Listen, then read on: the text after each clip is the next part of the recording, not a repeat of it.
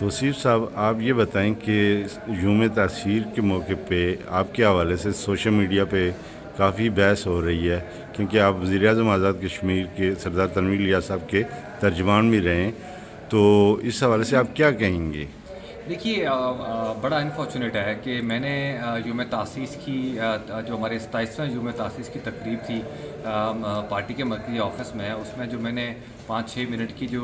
گفتگو کی پارٹی کے حوالے سے، اور جو آزاد کشمیر میں جو سیاسی بحران ابھی چل پڑا ہے، اور ہماری جس طرح سے ایک ہماری گورنمنٹ کو جس طرح سے ہٹایا گیا ایک آپریشن رجیم چینج کے تحت آزاد کشمیر کے اندر جو اس کی ایکسٹینشن ہوئی ہے، اس کے بعد کی صورتحال پہ میں نے اپنے تاثرات جو میں سمجھتا ہوں میں نے پارٹی کے سامنے رکھے، جو پارٹی پریزیڈنٹ اب جو منتخب ہے، میں نے 2-3 چیزیں کہی تھی جی۔ ایک تو میں نے کہا تھا جی کہ جو پارٹی کے پہلے بھی جتنے صدور آئے ہیں ان میں اچھی کوالٹیز بھی ہوتی ہیں، بری بھی ہوتی ہیں،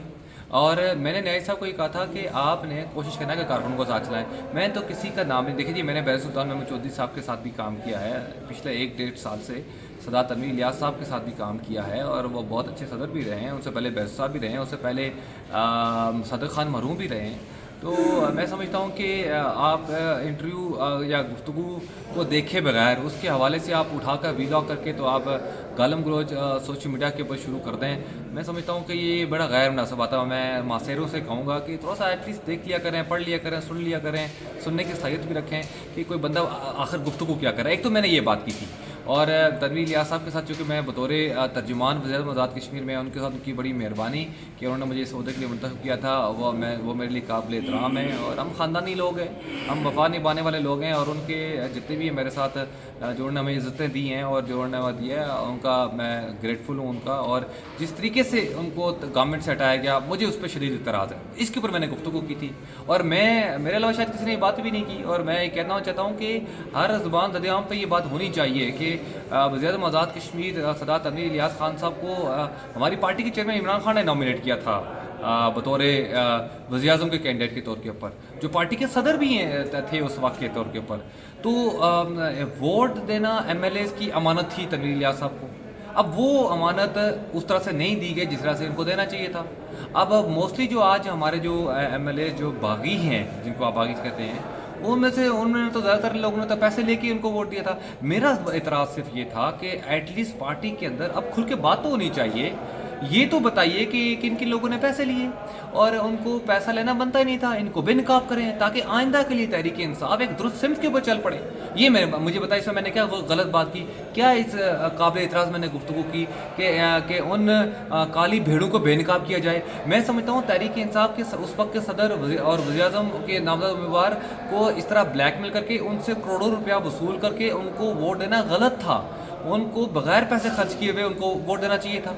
اب ان میں سے کئی ایم ایل اے اب بول رہے ہیں جی کہ تنویر الیاس صاحب بڑے کرپٹ ہو گئے، حالانکہ تنویر الیاس صاحب نے کبھی 1 روپے کی تنخواہ کبھی نہیں لی سرکار کے خزانے سے، آزاد کشمیر کی تاریخ کے پہلے پرائم منسٹر ہے جنہوں نے کبھی نہیں لی، اور آج وہ لوگ جنہوں نے ان سے پیسے لے کے ان کو ووٹ دیا اور پورا سال کو بلیک میل کرتے رہے، آج وہ کہتے ہیں جی کہ انہوں نے کروڑوں روپے کی کرپشن گورنمنٹ کے خزانے سے کی۔ میں سمجھتا ہوں کہ ایسے لوگوں کا محاسبہ ہونا چاہیے، ایسے ایم ایل اے کا محاسبہ ہونا چاہیے، ان کی جو ووٹر سپورٹر ہے وہ ان کا محاسبہ کریں، اور کہ انہوں نے ہمارے پارٹی پریزیڈنٹ کو کس طرح لوٹا۔ اور میں نے دیکھیے جی، میں 15 سال سے تحریک انصاف کے ساتھ ہوں، اور میں ہمیشہ اکثر کی بات کرتا ہوں، لوگ اس کے اوپر ترجیح کرتے رہے، سارا کچھ ہے، لیکن میں ایک بات آخر میں کہنا چاہوں گا کہ پلیز آئندہ کے جب بھی کبھی ایسی کوئی گفتگو ہو تو اس کو ایک بار سن تو لیا کرو، سن کے اس کے اوپر آپ اپنے تبصرے کریں۔ ہم سیاسی لوگ ہیں، سیاسی لوگوں کو لوگ گالیاں دیتے رہتے ہیں، نیگیٹو پازیٹیو بات کرتے رہتے ہیں۔ میں ایک ٹرینڈ پولیٹیکل کارکن ہوں، اور مجھے ایک لمبا 1.5 ہو گئی ہے تحریک انصاف کے ساتھ جڑے ہوئے، تو میں تنقید کو بہت خندہ پیشہ برداشت بھی کرتا ہوں، اور کبھی رسپونڈ کرنے کا اگر ضرورت ہوتی ہے میں کرتا ہوں، جیسے آج میں کر رہا ہوں۔ اچھا، پھر یہ بتائیں کہ یہ جو باغی ارکان ہیں جو پی ٹی آئی کو وہاں چھوڑ کے گئے، تو کیا یہ دوبارہ اگر رہے ہیں پارٹی میں، آپ کیا سمجھتے ہیں یہ دوبارہ پارٹی میں آ جائیں تو کیا ان کو قبول کرے گی پارٹی؟ دیکھیے، یہ بات ہی بڑی سمپل ہے کہ پی ایم ایل این کا بھی بیان آ چکا ہے کہ ان کو اس گورنمنٹ میں جانے کا فائدہ ہی کوئی نہیں ہوا، اور انوار الحق صاحب نے دھوکہ دیا ساری پارٹیز کو، ہماری پارٹی کو بھی دے دیا کہ بھائی کہ پیپلز پارٹی کا ایک دھڑا ان کے ساتھ آنے والا ہے تو آپ مجھے ووٹ دیجیے۔ عمران خان نے کہا ٹھیک ہے، اگر دھڑا آ رہا تو پھر ہمارے ساتھ اگر ہماری کنڈیشن کے اوپر ووٹ دے رہا ہے تو ہم تیار ہیں، آپ کھڑے ہو جائیں امیدوار کے طور کے اوپر۔ ہماری پارٹی نے ووٹ دے ڈالا، ادھر سے پی ایم ایل این کو پیپلز پارٹی کو بتایا نہیں، اور سارے جب ووٹ اکٹھے ہو گئے اس کے بعد کسی کو سمجھ نہیں آئی کہ یہ ہوا کیا ہے، آج تک سمجھ نہیں آ رہی، اس لیے تو کابینہ نہیں بن پا رہی۔ اس لیے اب آپ میری پیشن گوئی آپ دیکھ لیں،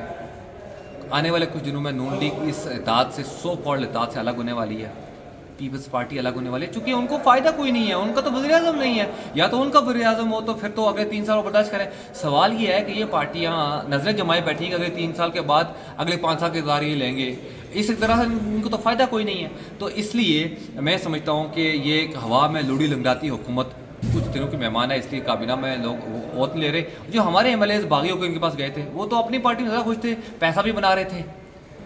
پارٹی پریزیڈنٹ کو بلیک میل بھی کر رہے تھے, اور ادھر ادھر زیادہ ان کو خوشحالی تھی ان کی. ادھر جا کے جب پتہ لگا کہ 17-18 باغیوں میں سے تو 5 کو خالی وزارتیں ملیں گی, باقی سارے تو ننگے ہو گئے, ان کو تو کام کچھ نہیں ملا. وہ تو پیسہ بنانے آئے تھے جو باغی تھے, جن کا تو مقصد ہی کچھ اور تھا. تحریک انصاف کے ٹکٹ کے اوپر ان کو میں سمجھتا ہوں کہ آج سے 2 سال پہلے ان کو وہ کرنا, الیکٹ کرنا اور ان کو ٹکٹ دینا, اس پارٹی کی سب سے بڑی غلطی تھی. اور ہم اللہ کا شکر ادا کرتے ہیں کہ وہ گئے ہیں, اور اس پارٹی کو اب صاف کرنے کا موقع ملا ہے سردار عبدالکریم خان نیازی صاحب کی قیادت میں. انشاءاللہ مجھے بڑی امید ہے کہ ہم آگے انشاءاللہ بڑے فیئر طریقے سے آگے بڑھیں گے, اور کارکنان تحریک انصاف جو ان لوٹوں کا اپنے اپنے حلقوں میں انشاءاللہ ہم مقابلہ کریں گے. اور میں ایک اور بات بھی کہتا ہوں جی, دیکھیے جی بات یہ ہے کہ میں نے پارٹی پریزیڈنٹ کی جس طرح میں نے ان کو گزارش بھی کی کہ کارکنان کے ساتھ انگیجمنٹ کا سلسلہ آگے بہترین ہونا چاہیے. ہم توقع رکھتے ہیں کہ انشاءاللہ ہمارے پارٹی پریزیڈنٹ اور اپوزیشن خواجہ فاروق صاحب نے جس طرح سے پارٹی کو اوپر اٹھانے کی کوشش کی ہے, انشاءاللہ تحریک انصاف کو کنیکٹ کریں گے اور ہم ایک مضبوط پارٹی بن کے ابھریں گے.